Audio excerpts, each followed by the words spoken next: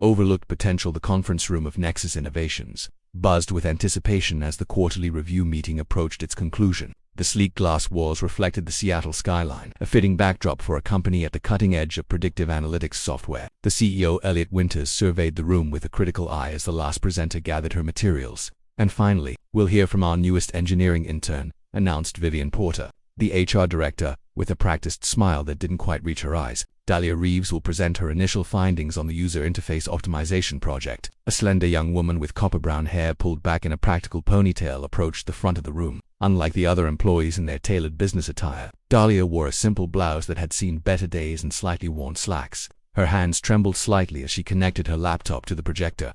"Good afternoon," she began, her voice soft with a hint of an Appalachian accent she couldn't quite hide. "I've been analyzing the user interaction patterns for the projection screen," suddenly flashed with what appeared to be a chaotic jumble of handwritten notes, sketches, and personal reminders rather than the expected professional slides. A message about calling her grandfather was visible in the corner. Snickers erupted around the room. Dahlia's face flushed crimson as she frantically clicked to find her actual presentation. "Perhaps next time prepare before wasting everyone's time," muttered Jason Thorne, the development director, just loud enough to be heard. Elliot watched with narrowed eyes, not at Dahlia's mistake, but at the barely concealed delight of his executives witnessing her discomfort. He was about to intervene when something on the screen caught his attention, a pattern in what initially appeared to be random doodles and notes. "Ms. Reeves," he said, rising from his chair, "could you go back to that first screen, please?" The room fell silent. Dahlia, looking mortified, clicked back to her notes page. Elliot approached the screen, studying what others had dismissed as disorganized scribbles. He recognized what appeared to be a completely novel approach to their interface architecture that seemed to solve a problem his team had been struggling with for months. "Everyone except Ms. Reeves is dismissed," he announced suddenly. As the room cleared with confused murmurs, Elliot turned to Dahlia, who stood rigid with embarrassment. "Where did you learn to think like this?" he asked, pointing to her sketches. "I am sorry about the mix-up, sir," she stammered. "Growing up, we couldn't afford many computers, so I had to visualize systems before I could test them. My grandfather taught me to see patterns where others see chaos."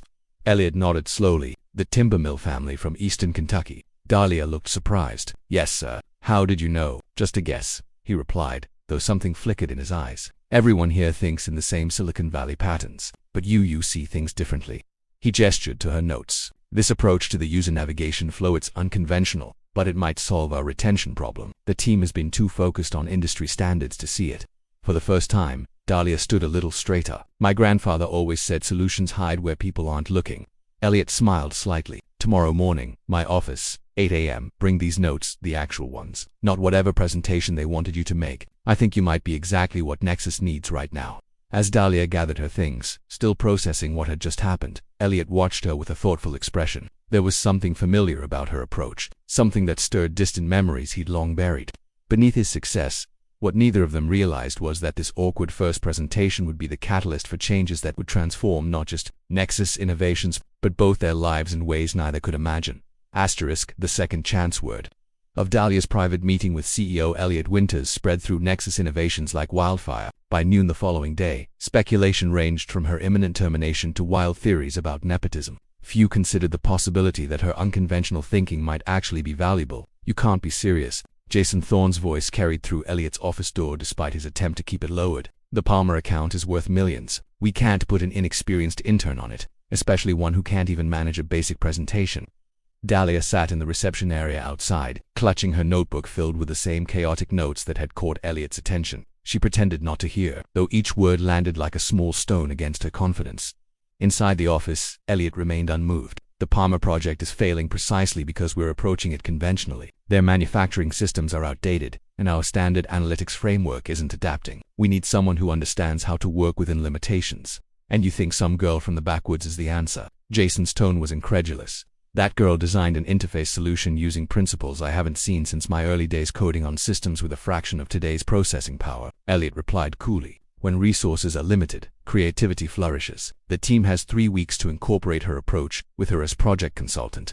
When Jason stormed out, he barely glanced at Dahlia. Minutes later, she was called in. "You'll be working with the Palmer team," Elliot explained, studying her reaction. "They produce agricultural equipment for small to mid-sized farms but need better predictive maintenance software. Their systems are ... challenging." Dahlia nodded slowly. "Limited bandwidth, older sensors, rural deployments with spotty connectivity." Elliot smiled slightly. Exactly the problems they've been having. How did you know? My community back home, she replied, opening her notebook. Farmers couldn't afford the premium systems, but still needed to prevent equipment failures during critical harvest windows. My grandfather and I jury-rigged monitoring systems using repurposed parts. For the first time, Elliot noticed calluses on her hands that didn't come from typing code. You actually built physical systems. Had to, she said simply. Theory doesn't feed people. When a combine breaks down mid-harvest, the following weeks tested Dahlia's resilience more than her technical skills. The Palmer team, led by a reluctant and resentful senior developer named Rebecca Quinn, initially sidelined her completely. Just sit in on the meetings and try to keep up. Rebecca instructed on Dahlia's first day, not bothering to hide her disdain. We'll handle the actual development. But Dahlia had grown up being underestimated. Rather than fight for recognition, she quietly observed, taking notes in her distinctive visual style, mapping connections others missed. During her evening hours, she developed prototypes in her small studio apartment, the same way she'd worked on her grandfather's kitchen table with resourcefulness, born of necessity. 3 days before the internal deadline, Rebecca's team hit a critical impasse. Their elegant solution worked perfectly in the lab but failed when tested against Palmer's actual operating conditions. The latency is killing us, Rebecca admitted during an emergency meeting. The algorithm needs more processing power than their systems can provide. What if we don't fight the latency? Dahlia spoke up for the first time in days. The room fell silent as she approached the whiteboard. Instead of trying to process everything in real time, what if we use the patterns and the noise? With quick, confident strokes, she sketched a solution that seemed counterintuitive, embracing the system's limitations rather than trying to overcome them. This can't possibly work, Rebecca objected, but her eyes remained fixed on the diagram, her brow furrowed in concentration rather than dismissal. It worked for weather prediction systems in remote stations back home, Dahlia explained. When you can't get perfect data, you learn to extract meaning from incomplete patterns. To everyone's surprise, Rebecca slowly nodded. We'd need to rebuild the core logic. But, theoretically, this approach requires about 60% less processing power. That night, Dahlia received her first collaborative message from Rebecca. I think you might be onto something. Can we review your full notes tomorrow? In his office, Elliot reviewed the team's sudden change in direction with satisfaction. He'd recognized something in Dahlia that reminded him of himself long ago, before success, before Nexus, when necessity had been his greatest teacher. What he couldn't yet see was how desperately the company would soon need exactly that kind of thinking, or how it would connect their pasts in ways neither could anticipate. Crisis Point. The Palmer project launched with uncharacteristic humility from the Nexus team. Rebecca Quinn, who had initially been Dahlia's most vocal critic, now spoke of collaborative solutions and adaptive frameworks during the final presentation. Though Dahlia's name was mentioned only briefly in the credits, Elliot noticed how the core architecture reflected her distinctive approach.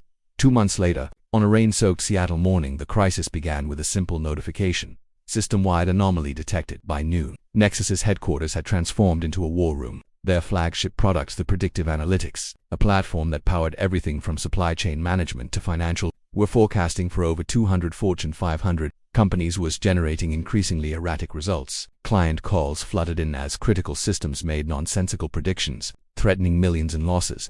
It's spreading through the entire network, explained Fiona Wu, the head of infrastructure, her normally composed demeanor cracking under pressure. Something in the latest update is causing cascading failures in our prediction models. Elliot surveyed the room of brilliant engineers, graduates from prestigious universities, veterans of tech giants, all looking increasingly desperate as conventional solutions failed one after another. Where's Dahlia Reeves? He asked suddenly. Jason Thorne scoffed. The intern. This is hardly the time for. She's been reassigned to documentation since Palmer launched. Rebecca interrupted, looking uncomfortable. Standard procedure for project completion. Elliot's expression hardened. Get her now. When Dahlia arrived 15 minutes later, the situation had deteriorated further. Medicor, their largest healthcare client, had just reported critical failures in patient flow prediction systems across 17 hospitals. Ms. Reeves, Elliot said as soon as she entered, we have a system-wide failure affecting our core prediction engines. Every conventional approach has failed.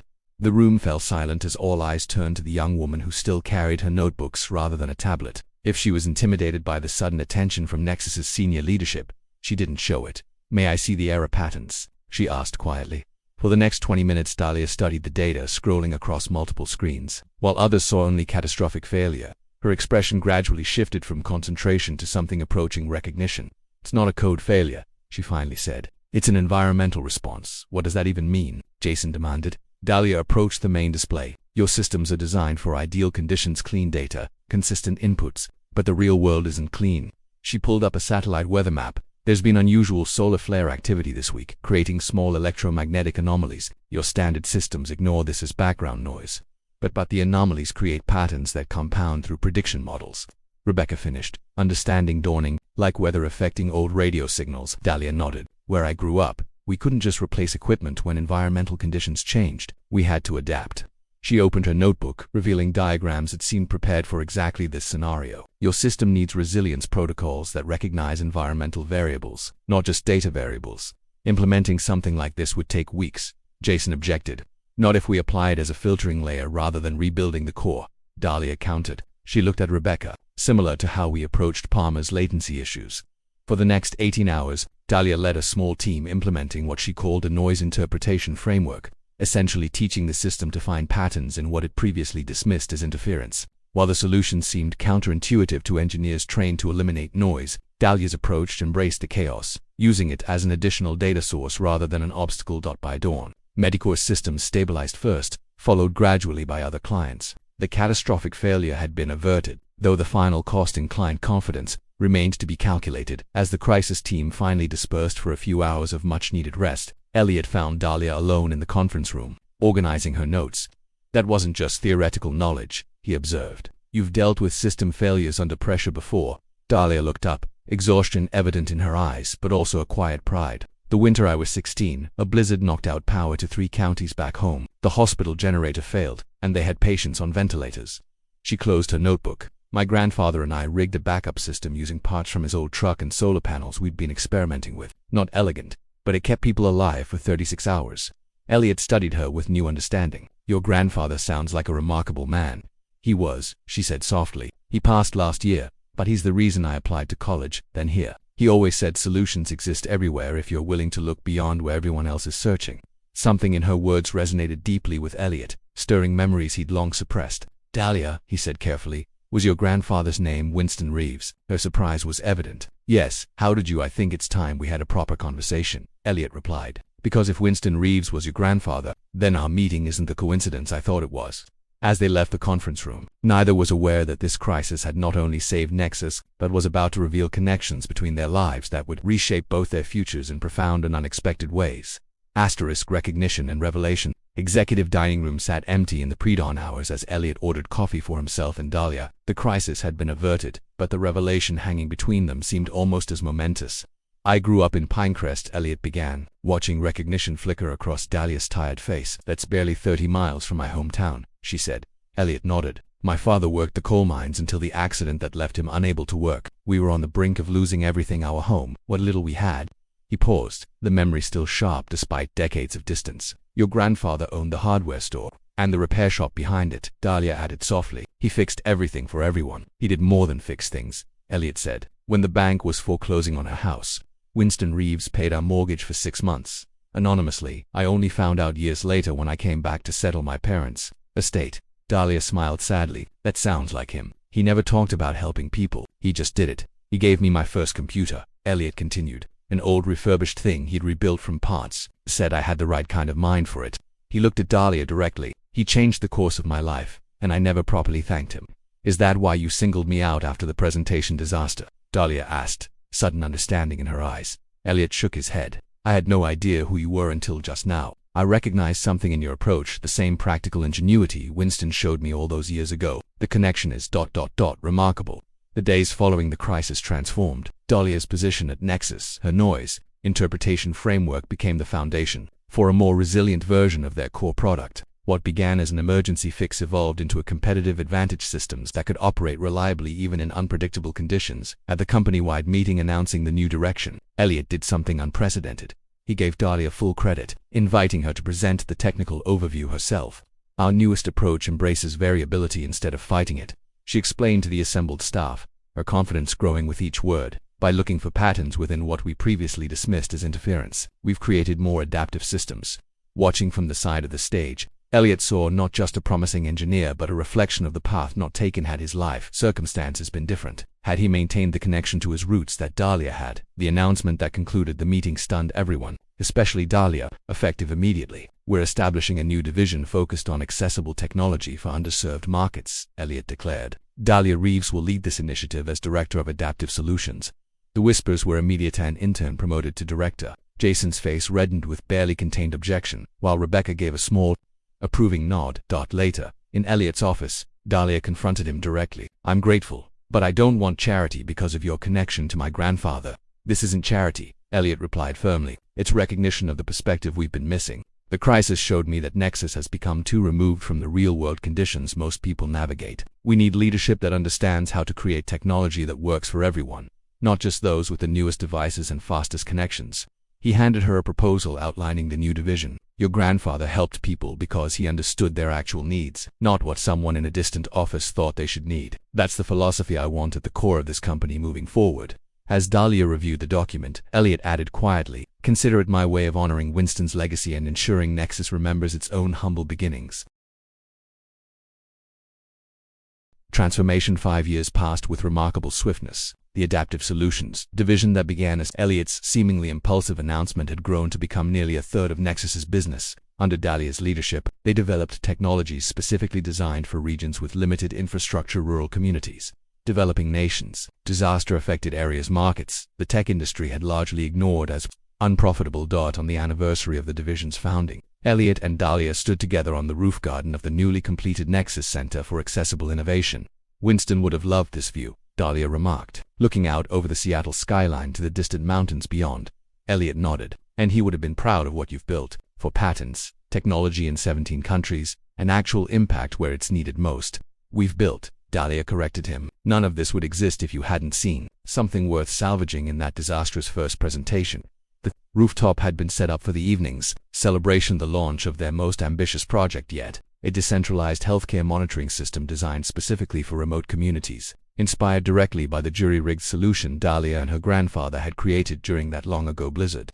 The board wasn't convinced this path made business sense, Elliot admitted. Even now, some of them see it as charity rather than strategy. Then they're not looking at the right metrics, Dahlia replied. Our retention rates are nearly double the industry average because we build for real conditions, not ideal ones. She smiled. Turns out understanding limitations makes for better technology. Below them, employees and partners began arriving for the celebration. The company culture had transformed alongside its business model. Where Nexus once hired exclusively from elite institutions, they now actively recruited from community colleges, technical schools, and non-traditional educational backgrounds, finding innovative thinkers who understood firsthand the challenges their technology needed to address. I've been thinking about succession planning, Elliot said unexpectedly. I founded Nexus to create something meaningful, but these past 5 years have shown me how much more it could be. Dahlia looked at him in surprise. You're not seriously considering retiring. You're only 53. Not retiring, he clarified. Evolving. The board will announce next month that I'm transitioning to chairman, focusing on long-term vision. He turned to face her directly. They've approved my recommendation that you become CEO. Dahlia fell silent, processing the magnitude of the offer. From disgraced intern to CEO in 5 years, she finally said, that's quite a story. It's the right decision for Nexus, Elliot replied. You understand both worlds, the technical brilliance we've always valued and the practical wisdom we nearly forgot. That dual perspective is our future. As guests began making their way to the rooftop, Dahlia touched a simple wooden pendant she always wore, a small carving her grandfather had made. His way of reminding her to stay grounded regardless of where life took her. 5 years ago, I was terrified of failing, she admitted. Now I realize that understanding failure, working with it rather than fearing it, has been our greatest advantage. Elliot smiled. Winston told me something similar when he gave me that old computer. He said, the advantage isn't in having the best tools, it's in understanding how to work with what you have. As they turned to join their guests, Dahlia paused. Do you think he somehow knew our paths would cross again? That you'd end up being my mentor just as he was yours? I don't believe in coincidence, Elliot replied. But I do believe in patterns, especially the ones most people overlook. He gestured to the gathering crowd below, a diverse group representing the transformation of both Nexus and their own lives. And the pattern I see is that the most significant innovations rarely come from where you expect them. Together, they descended to the celebration to people whose lives had been unexpectedly intertwined by one man's quiet generosity, now extending that same philosophy to technology that would help thousands. The humble beginnings that others had once dismissed had become their greatest strength, creating a legacy neither could have imagined during that first disastrous presentation that now seemed so long ago, and yet, in the patterns of their shared story, was simply the beginning of a circle finally completing itself.